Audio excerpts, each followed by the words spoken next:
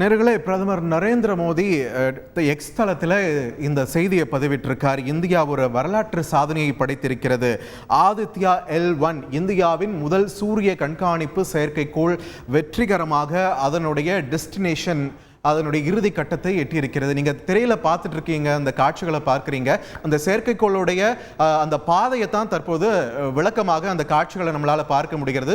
புவியை 4 முறை வெற்றிகரமாக சுத்திவிட்டு தற்பொழுது அந்த லக்ராஞ்சிய புள்ளியை சுத்தி அந்த ஹாலோ ஆர்பிட் ஒளிவட்ட பாதை என்று சொல்வார்கள், அந்த புள்ளியை சுற்றி இருக்கக்கூடிய அந்த ஹாலோ ஆர்பிட்ல அந்த செயற்கைக்கோள் எப்படி சுத்தும் அப்படின்றது தான் நீங்க திரையில காட்சியில பார்த்துட்டு இருக்கீங்க.